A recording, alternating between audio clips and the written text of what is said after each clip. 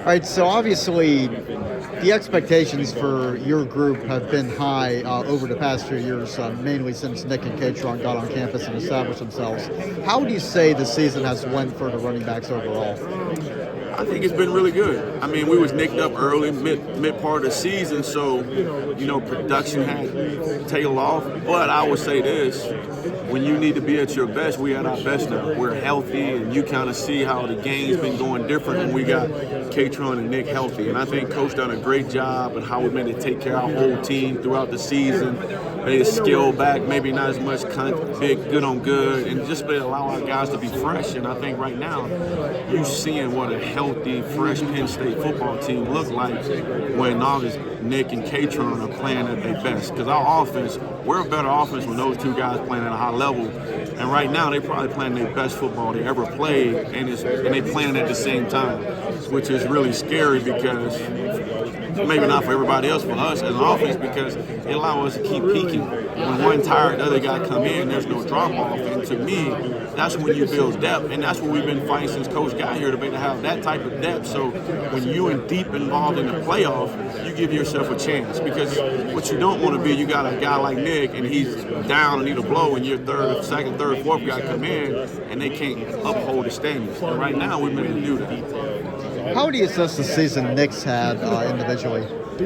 How would you assess Nick's season? Well, I think Nick is playing as well as I've seen him play. He has really become a complete back, whether that's running the ball, whether that's catching the ball, which he worked his tail off, and blocking. I mean, it's really, when we talk about when you leave here to be able to go play in the NFL, for them to spend a lot of money on, you got to be able to be a three-down back. And I think Nick embodies that, how he works about, if I give him a task, he's going to work on it. He's not going to say, I'm going to put this off and I'm going to work on it next year. Right. Like, you tell him to work on something, he's going to find a way to work on it. If I tell him to watch your footwork, he's going to watch himself in the mirror taking his steps. And that's the thing, like, when your best players are your hardest workers and they're not too prideful to be coached, it makes them an even better player and become a student of the game. Because listen, I always tell this, all my guys, and even me, if we get to the point where we feel like we got it all right now and there's no room to get better, that's when we get caught and we get passed up. And right now, you can see us right now, everybody got their own opinion. I think our kids right now are playing the best football they have played since they've been here. When we got our legs back up underneath, we made a run behind our pass, we made to make people miss, and we can outrun you too. So I think we're ready for this moment. As far as Kaytron goes, kind of the same type of thing. How do you feel he's performed overall? I just think I can speak the same way I speak for Nick. I mean, a three-down back. I mean, you got to defend him in the run, you got to defend him in the pass, and we are willing blockers. Like, we take pride in blocking. Like, to us, winning our one-on-one as blockers, like us 4th and 1 on the goal line, we want to win that moment. And that's where we've been training. And I think a lot of it, too, is you have to coach them. You know, I've been an ex-quarterback. Like, I always tell them, like, your job, you the secret service, you the last line of defense. Nobody sets your quarterback. And I think those kids embody that, and they embrace that. Like, they want to make sure Drew is taken care of, make sure nobody hit Drew. Because to us, that's like game winning. Drew on the field, we're a better team. Just like if it's 4th and 1, we got the ball in the goal line, we want an opportunity to score. So we approach that the same way. I'm talking about some of the younger guys. Corey has really come along as a true freshman. What's the biggest stride he's made from just getting on campus to where he is right now? Because he's had some pretty impressive runs late in games. Corey's a great example of a young kid coming to a room with two potential pro guys, and you come in early and don't think you're going to play, and then you get opportunity to play. And like I always tell kids, every year when they come in my room, every kid you can ask this, I tell them don't take a back seat to nobody in the room. My example was Nick and Kaytron was freshmen. So you 4 or 5 star kids, guess what? They were 4 or 5 star. So if they can do it, why can't you? Yep. So if they relax and you're not pushing, that's on you. That's not on them. So my commitment to you is to push you and coach you, no different than coaching Nick and Kaytron, to be ready to play. And I think once the first 3-4 games, he starts seeing, okay, I can start learning to play. And then he got an appetite, he got a taste of it. Go make a long run versus Washington, which I still kid him about getting caught, because you know what? You weren't preparing for that moment to work even harder for that opportunity to finish the run. Like, Coach, now I see it. And I say, yeah, now you see it. Now we need you, because you ain't a red shirt. You're not a freshman no more. it's time to play, and I think the light's starting to go on for him. And I think he's more intentional with everything he's doing now, the way he's trained, the way he's starting to process to eat. And like, you have to prepare yourself for these moments sooner than later. And I think now he's starting to see what I was talking about. So Quentin's gone through some stuff health-wise. How do you think he's kind of handled everything this year? Well, me and him had a good talk yesterday. Like, you still the same kid I believe in early. Quentin's one of them kids from the neck up. He's really smart. He can pick up things really fast. And he also got to be opportunity to tell him, like, you don't have to be perfect. You don't need to be Nick and Kaytron. You need to be the best version of Quentin, but learn how they go about their day-to-day business and feed off that, understand that, take notes about how they approach things, and use it as part of your tools to move you forward. He's been nicked up, he's been in and out, and I think at one point he was playing his best football where I was able to throw him in the game. Like, we was in USC, we was down. Nick was still bound to cold and the injury he had. Now they throw him in the game, and he didn't miss a beat. So he's a kid that's super smart. He got a skill set that's unique, the way he can play in the backfield, he can play wide receiver. So we just tapping into his skill as we move forward, but he's going to be a really good player for sure. So a lot of the success of any running game is the offensive line, and this guy and his crew have done a pretty good job.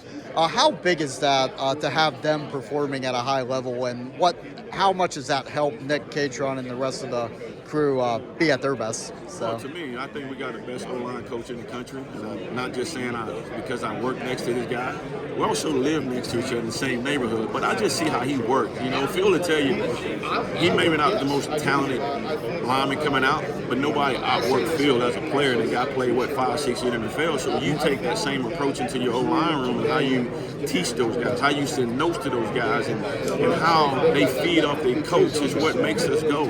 And then with O-line, it's like continuity, it's right trust, like knowing, okay, we're going to single on the backside, knowing the center can better pass it off to the guard because he knows he's going to be there. And that comes from coaching. That comes from what Phil entrusted those kids to understand the game plan and also know that I'm going to be there for my teammates. And so in our running backs feed off, we do a lot of stuff together, O-line and running backs. Like, those guys meet together, so they hear the running back on their read keys, the running back hear their O-lineman on their IDs. And so now they understand what the running back thinks. The running back understand what the O-line thinks. And that's the continuity you want as an offense, because for us to win, we have to run the ball. You can't run the ball, you're not going to be successful, especially this part of the year. Physically ready to play, and he's done a great job. How you doing, man? Did you bring your LTFI t-shirt with you? Huh? Did you bring your LTFI? Oh, I had it on. Oh, I got it on. Yeah, wearing it. Not today, because we had to wear the bright one. I had it on yesterday, you best believe it. Literally, today is different. Tell me about the video. When you watch that video, what does that tell you about It's who we are. If you understand, anybody that coming out building, you understand it's a 1-0 approach that's every week. Whether we playing SMU, or this week is Boise. We don't look in, we don't look behind. After that game, we watched that film, and once we graded, we moved on to our next opponent. That's all about who the next person is. This is the next opponent, no matter who it is. And that's been our process, and that's the one thing that I truly learned from Coach Franklin. Like, it can't be lip service.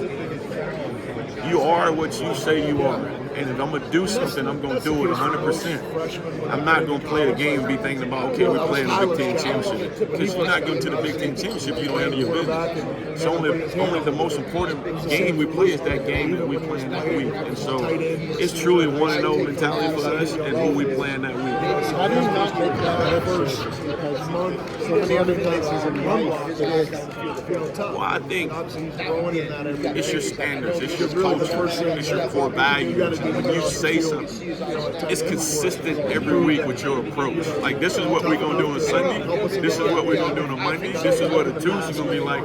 And so far, and coach is consistent as I've ever been. And like I was telling somebody earlier, the biggest thing I learned from Coach, and we talk about consistency, is how every day he walks in that building.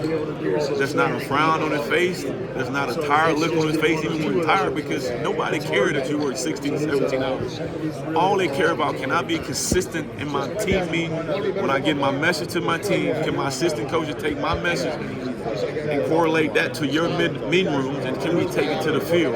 And I think that's been our approach. That's why we can stay focused on the task at hand and one and only talent. Consistency, it's the first starts. It is, because it's hard to do it week in and week out. We in week 15, we've never been here. Like, nobody has, unless you played in playoff and won AA, that you've been part of the process or in the NFL. So to say it's not, to me, would be a lie, because if you're not consistent, you probably already home. So that's commitment. It's commitment to our staff and our head coach, but it's commitment to our players, trainers, nutrition, like everybody that's been involved in this process, like, to help us get to this point. Thank you. Those are the impressive things. One more from me. Tyke Hayes, James called him maybe the most underappreciated high school back in the country. Would you agree with that? And what do you think he brings to the table, since I don't think we talked to you since signing day? So. Well, I agree with Coach. I mean, you go turn his film on and how you not appreciate a kid. We just talking about being at a 3-down back. He's already doing that in high school. He's a runner.